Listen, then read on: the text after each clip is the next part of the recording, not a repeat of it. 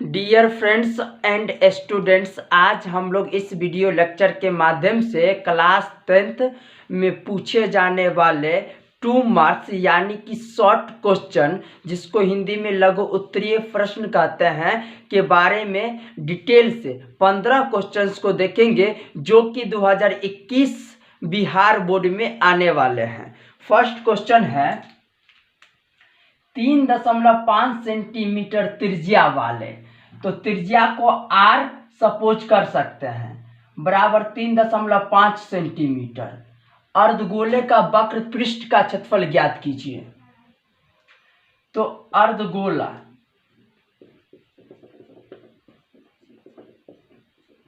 का वक्र पृष्ठ क्षेत्रफल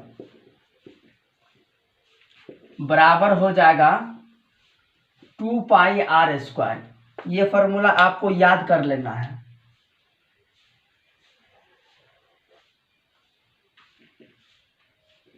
ये ऑब्जेक्टिव क्वेश्चन में भी आते हैं फॉर्मूला।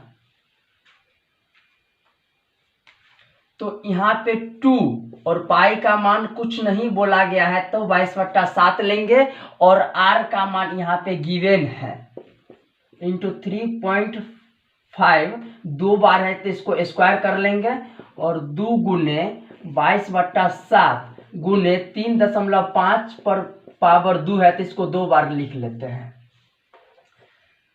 3.5 दूना 7 हो जाएगा, 2 एकम 2 हो जाएगा और बच गया 22 गुने 3.5, तो ये हो जाएगा 77 सेंटीमीटर। और यहाँ पे क्षेत्रफल निकालना है, इसीलिए इसका यूनिट स्क्वायर हो जाएगा। यही फाइनल आंसर है। आप स्क्रीनशॉट भी ले सकते हैं। सेकंड क्वेश्चन, बिना लंबी विभाजन किए बिना बताइए कि 7/80 परिमेय संख्या के दशमलव प्रसार शांत है। तो इसमें 2 बात जान लेना बेहद जरूरी है कि परिमेय संख्या का दशमलव प्रसार शांत होने के अलावा अशांत को अनवसानी भी कहते हैं, आवर्ती होता है।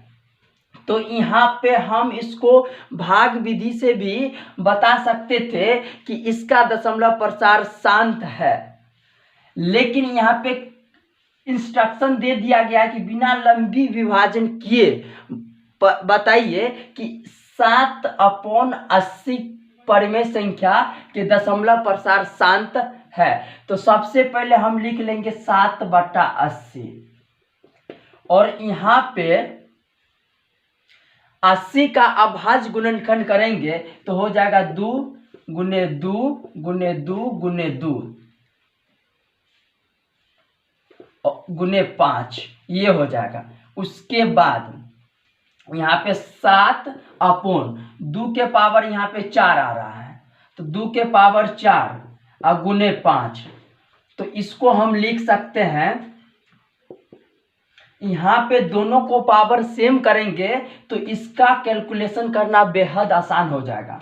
तो यहाँ पे 2 के पावर 4 और गुने 5 के पावर 4 करेंगे और यहाँ पे 7 गुने, तो यहाँ पे 5 के पावर 4 दिए तो यहाँ पे 5 के पावर 3 देना होगा, क्योंकि यहाँ पे एक पहले से 5 था और 3 बाद में दिए, तो इसी वजह से ऊपर कोई फर्क ना पड़े, इसीलिए 5 के पावर 3 दे दिए हैं। तो इसको अब लिख सकते हैं 7 गुने 5 के पावर 3 को लिख सकते हैं 5 25 5 125, अपोन में लिख सकते हैं 2 गुने 5 और इसके पावर में 4, क्योंकि जब पावर दोनों सेम होता है तो पावर बेस जुड़ जाता, ये जो आधार है ये जुड़ जाएगा। कहने का मतलब एक फॉर्मूला होता है a के पावर m अब गुने b के पावर m बराबर, यहाँ पे दोनों सेम है तो a गुने b के पावर m हो जाता है। इस फॉर्मूला को ध्यान में रखेंगे। तो यहाँ पे 7 5 35, 7 दूना 14, 3 17, 7 और 1 8, अपोन हो जाएगा 5 दूना 10 के पावर 4। तो यहाँ पे 10 के पावर 4 का मतलब है 10 पे 4 गो 0। तो यहाँ पे 4 गो अंक के बाद दशमलव लेना होगा। तो यहाँ पे 3 गो अंक है, 5 है, 7 है, 8 है, और इसके बाद 0 दे देंगे और उसके बाद दशमलव लेंगे। अगर इच्छा हो तो 0 दे सकते हैं, क्योंकि इसके बाद अगर 0 देते हैं तो कोई फर्क नहीं पड़ता है। क्वेश्चन में अगला स्टेप ये है कि यह अशांत आवर्ती है। तो यहाँ पे आपको याद रखना होगा कि यदि किसी संख्या के हर का गुणनखंड 2m × 5n के रूप का होता है, यानी हर में 2 और 5 ही हो केवल, इसके अलावा कुछ नहीं हो, तो इसका दशमलव प्रसार शांत होता है। तो यहाँ पे हम लिख सकते हैं इसका दशमलव प्रसार शांत है। और याद करने के लिए लिखेंगे 2m × 5n, इससे पता चल जाएगा। आप स्क्रीनशॉट ले सकते हैं। Third question, 2tan² 45 degree plus cos² 30 degree minus sin² 60 degree. तो यहाँ पे 2 और tan 45 डिग्री का वैल्यू होता है 1, तो इसका स्क्वायर कर देंगे। यहाँ पे आप कुछ बातें याद रखिएगा। tan 45 डिग्री बराबर 1 होता है, इसका जस्ट अपोजिट cot 45 डिग्री बराबर भी 1 होता है। ये जानकारी के लिए बता रहे हैं, ताकि अगर एग्जाम में ऑब्जेक्टिव क्वेश्चन में भी आवे या इस तरह के डेटा चेंज रहे सब्जेक्टिव में, तो आप आसानी से बना सको। और यहाँ पे cos 30 डिग्री बराबर होता है √3/2 और sin 60 डिग्री होता है √3/2। कहने का मतलब ये कि sin 0 डिग्री cos 90 डिग्री के बराबर होता है, sin 30 डिग्री cos 60 डिग्री के बराबर होता है, sin 45 डिग्री cos 45 डिग्री के बराबर होता है। प्लस cos 30 डिग्री का वैल्यू √3/2 है, और माइनस sin 60 डिग्री का वैल्यू √3/2 है। तो यहां से हम कर सकते हैं 2 और इंटू 1 का स्क्वायर 1 ही हो जाता है। प्लस करने से अच्छा ये है कि ये प्लस में है और ये माइनस में है, तो दोनों को कैंसिल कर सकते हैं। तो कैंसिल होने के बाद 2 को 1 से गुना करेंगे तो 2 हो जाएगा, यही आंसर हो जाएगा। नेक्स्ट है चौथा क्वेश्चन, समांतर श्रेणी में 3/2, 1/2, -1/2, -3/2 ... के लिए प्रथम पद ए। यहाँ पे ये बात आपको याद रखना होगा कि प्रथम पद को ए से ही सूचित करते हैं, तथा सार्वअंतर को डी से। सार्वअंतर को डी से इसीलिए कि सार्वअंतर का इंग्लिश कॉमन डिफरेंस होता है, और कॉमन डिफरेंस होने के कारण इसका जो डिफरेंस होता है, इसीलिए इसको डी से सूचित किया जाता है। तो यहाँ पे प्रथम पद जो होता है उसको ए मान लेते हैं।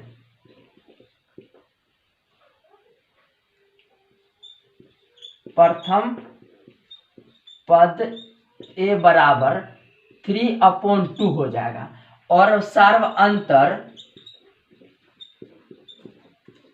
यानी कि डी बराबर फॉर्मूला होता है A2 - A1।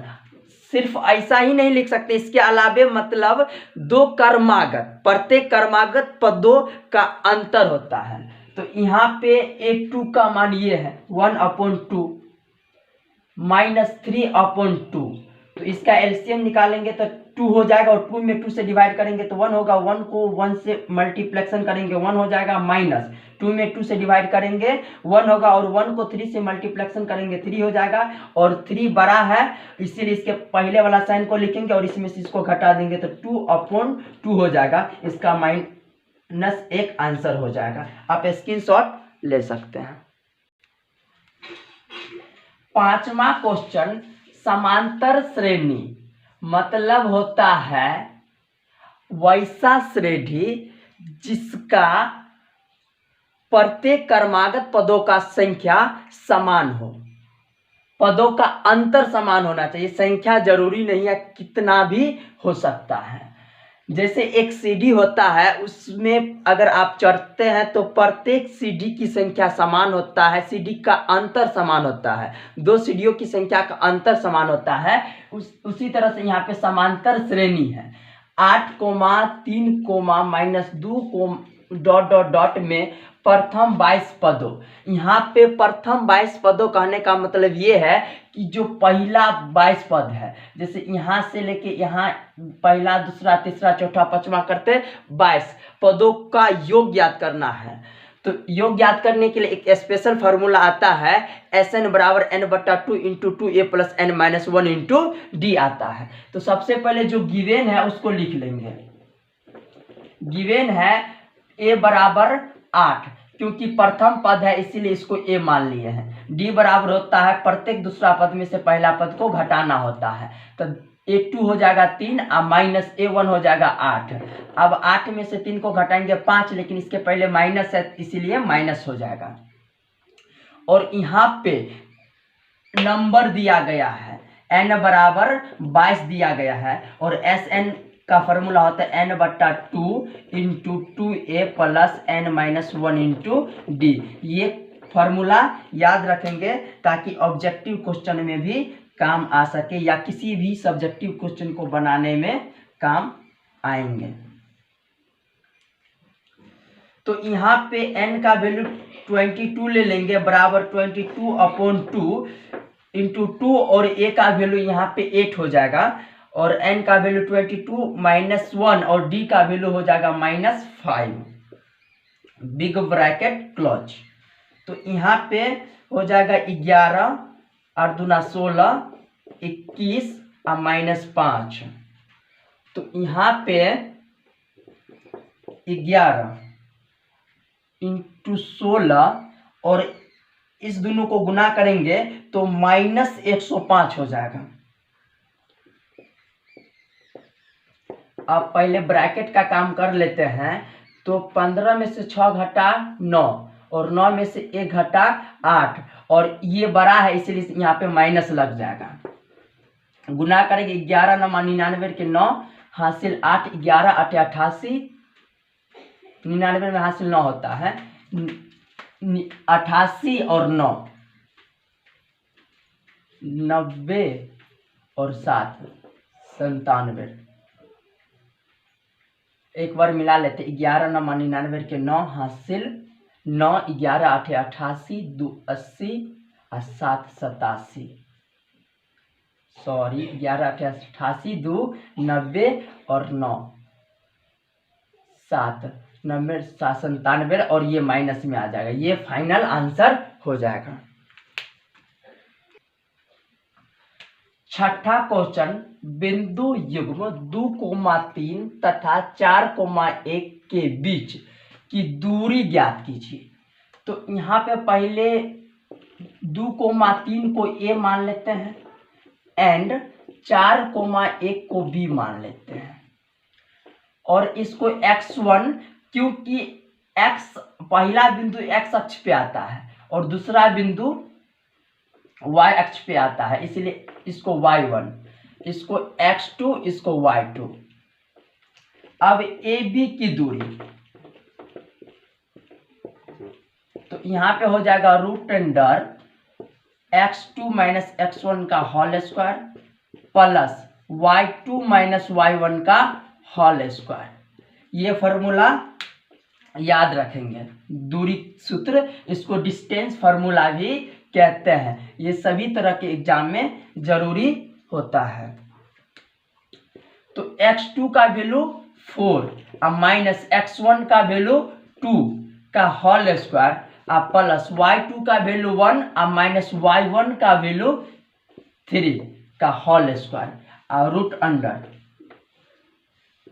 4 में से 2 घट गया तो 2 का होल स्क्वायर और प्लस 3 में से 1 घटा तो 2 हो जाएगा, लेकिन 3 के पहले माइनस है इसलिए इसमें भी माइनस लगेगा का होल स्क्वायर रूट अंदर बंद 2 दूना 4 और प्लस माइनस और माइनस प्लस हो जाता है। इस ट्रिक के आधार पे याद रखेंगे, प्लस गुना प्लस बराबर प्लस, माइनस गुना माइनस बराबर प्लस, प्लस गुना माइनस बराबर माइनस, माइनस गुने प्लस बराबर माइनस। मतलब जब दो साइन एक समान हो तो साइन प्लस में आता है, और जब दो साइन असमान हो यानी कि अलग अलग हो तो साइन माइनस हो जाता है।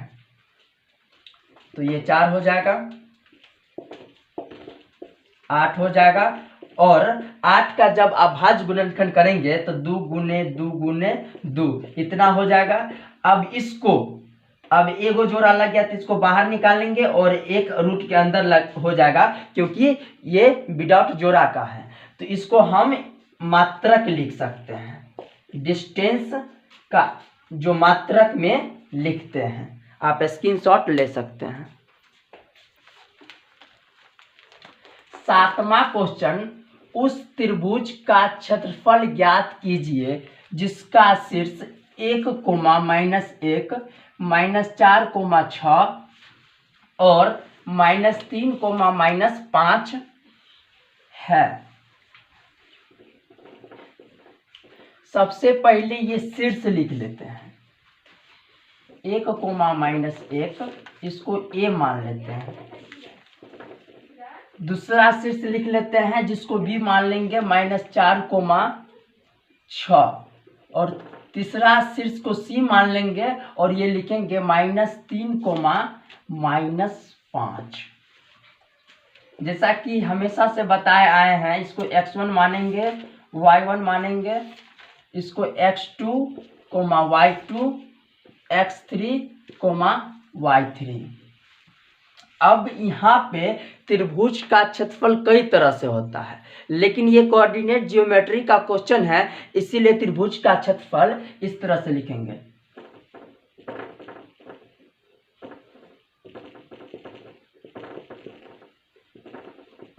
One y2 into x1 into y2 minus y3 plus x2 into y3 minus y1 plus x3 into y1 minus y2, छोटी कोष्ठ बंद बड़ी कोष्ठ बंद।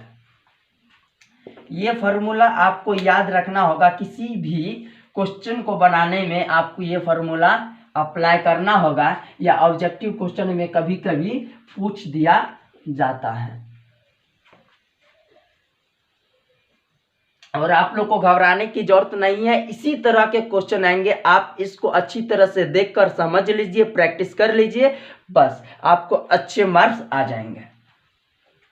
तो यहाँ पे इस फॉर्मूला को याद करने का एक ट्रिक समझ लीजिए। हाफ ले लेंगे, उसके बाद x1, पहले x आता है और पहले 1 आता है, तो x1 ले लिए, उसके बाद x के बाद y आता है, तो 1 के बाद भी 2 आता है, उसके बाद माइनस कर देंगे y कर देंगे, और 2 के बाद 3 आता है, फिर प्लस में x1 के बाद x2 आता है, तो अब x2 के बाद तो 3 आता है, फिर 1 कर देंगे माइनस में, मतलब 1 2 3 3 2 1 इस तरह से करते चलेंगे।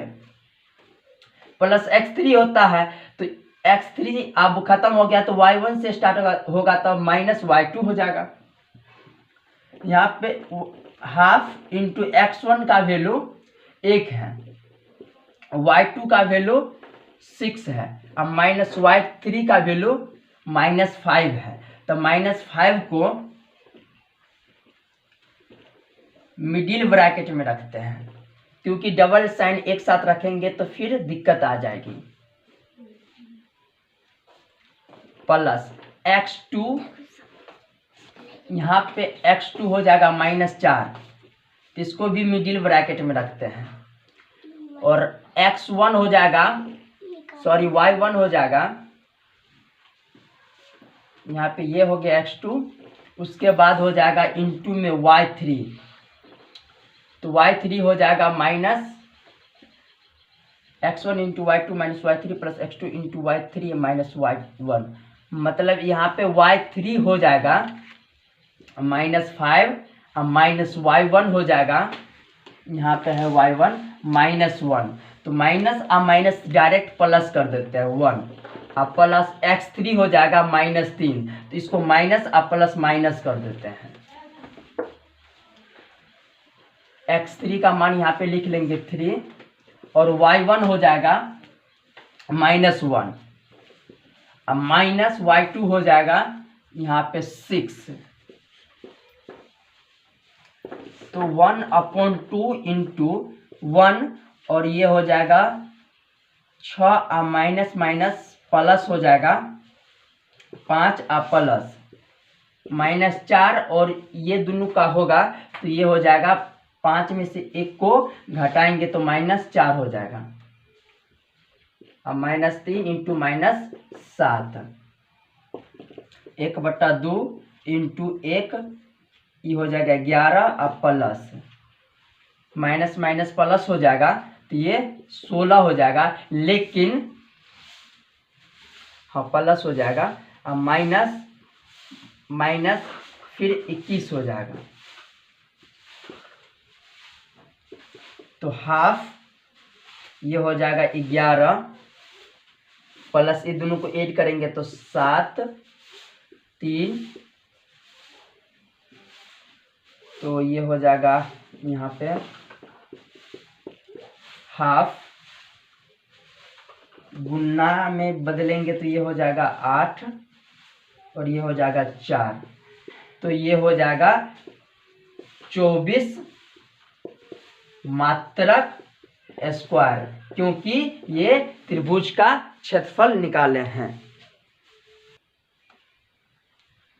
8वां क्वेश्चन, एक वृत्त के चतुर्थांश का क्षेत्रफल ज्ञात कीजिए जिसका परिधि 22 सेंटीमीटर है। तो यहाँ पे गिवेन है, मतलब दिया गया है परिधि,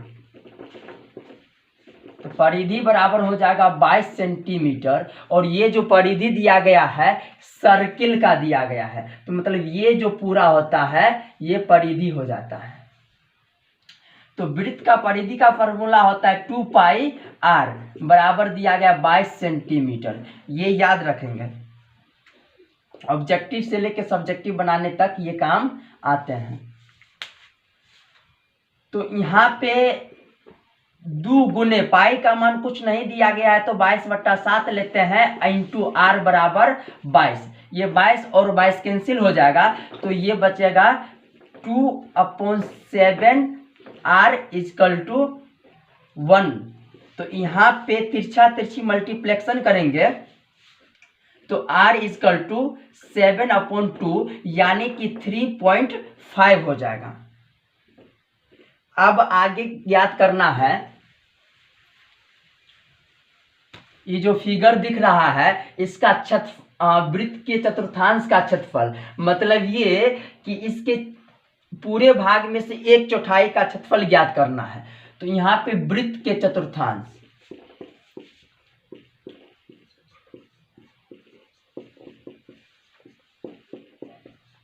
का क्षेत्रफल बराबर हो जाएगा 1/4 πr²। ये फॉर्मूला भी बहुत इंपॉर्टेंट है, याद रखना है।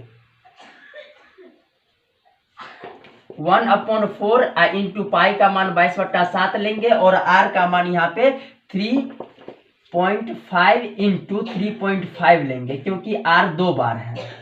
तो ये हो जाएगा 3.5 को 2 टाइम्स मल्टीप्लेक्शन करेंगे तो 7 हो जाएगा। उसके बाद 11 दूना 22 हो जाएगा। तो यहाँ पे अगर इसको मल्टीप्लेक्शन करते हैं 11 गुने 3.5/4 से, तो ये हो जाएगा 11 5 55 के 5 हासिल 5 11 33 5 38 हो जाएगा। तो एक अंक के बाद दशमलव है तो यहाँ पे भी एक अंक के बाद दशमलव दे देंगे और यहाँ पे भी हम आंसर लिख सकते हैं सेंटीमीटर स्क्वायर में, क्योंकि यहाँ पे क्षेत्रफल निकालना है। आप स्क्रीनशॉट ले सकते हैं। 9वां क्वेश्चन, जब एक सिक्के को एक बार उछाला जाता है तो चित्त प्राप्त करने की प्रायिकता ज्ञात कीजिए।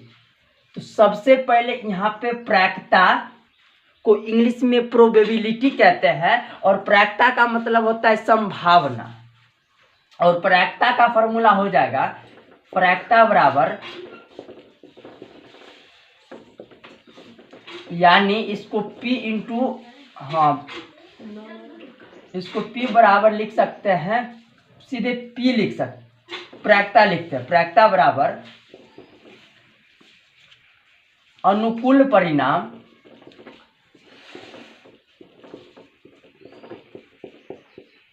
अपॉन कुल परिणाम।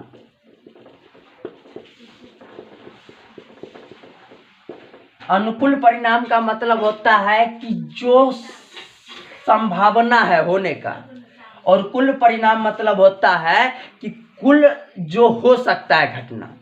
तो यहाँ पे कहता है जब एक सिक्कों को एक बार उछाला जाता है, जब एक सिक्का को एक बार उछालेंगे तो या तो हेड आएगा या टेल आएगा, यही दोनों में से कुछ आएगा। तो यहाँ पे कहता है चित्त आने की प्रैक्टा, तो यहाँ पे कोई एक आएगा, तो यहाँ पे अनुकूल परिणाम चित्त एक के बार आएगा, तो यहाँ पे एक हो जाएगा। और कुल परिणाम, यहाँ तो गारंटी नहीं ना है कि यहाँ पे जब सिक्के को उछाला जाएगा तो चित्त ही आएगा, टेल भी आ सकता है। तो कुल परिणाम 2 है, तो ये आंसर हो जाएगा। आप स्क्रीनशॉट ले सकते हैं। 10वां क्वेश्चन, सिद्ध कीजिए कि √2 एक अपरिमेय संख्या है, ये करीबन हर साल 2 नंबर में आता है। तो यहाँ पे पहले परिमेय संख्या जान लेते हैं और अपरिमेय संख्या जान लेते हैं कि क्या होता है। परिमेय संख्या का डेफिनेशन होता है जो P/Q के रूप में हो, मतलब इस तरह से होना चाहिए, अंश और हर के रूप में होना चाहिए, मतलब नोमिनेटर और डिनोमिनेटर के रूप में होना चाहिए, और P एंड Q पूर्णांक होना चाहिए। उसके बाद Q नॉट इक्वल टू 0 होना चाहिए, मतलब हर का मान कभी भी 0 नहीं होना चाहिए। तो ये परिमेय संख्या का शर्त एवं कंडीशन है, ये परिमेय संख्या होगा। और अपरिमेय संख्या का डिफिनेशन होता है कि जो परिमेय संख्या न हो, यानी कि जिसे P/Q के रूप में नहीं लिखा जा सके, उसे अपरिमेय संख्या कहते हैं। तो यहाँ पे माना √2 एक परिमेय संख्या है, तो यहाँ पे इसको कर देंगे परिमेय संख्या। जब मानेंगे तो इसका जस्ट अपोजिट मानेंगे। माना √2 एक परिमेय संख्या है,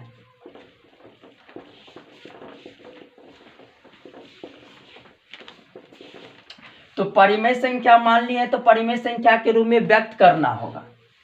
तो √2 बराबर P/Q, यहाँ पे लिख देंगे कंडीशन P/Q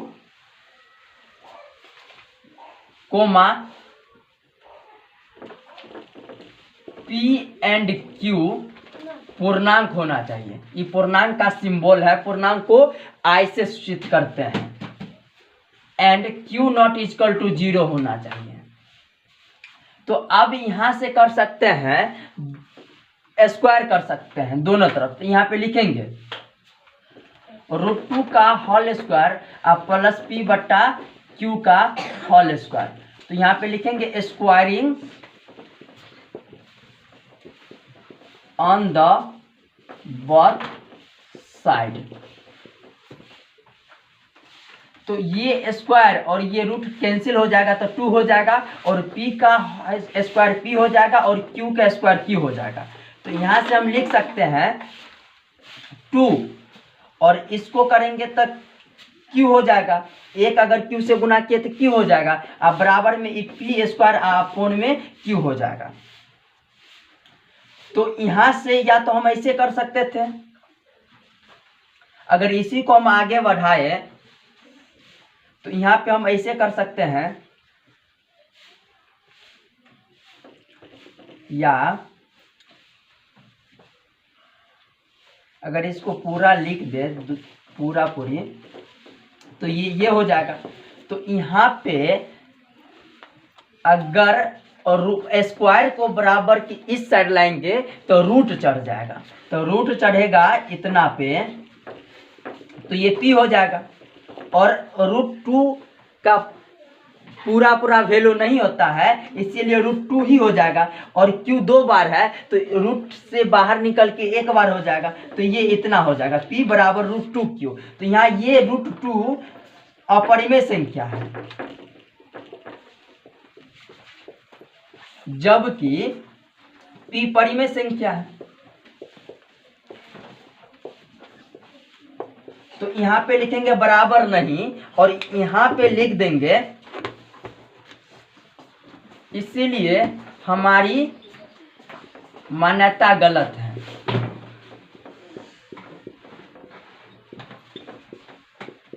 अतः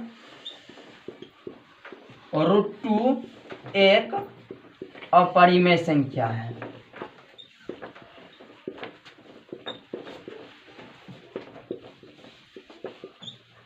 आप स्क्रीनशॉट ले सकते हैं।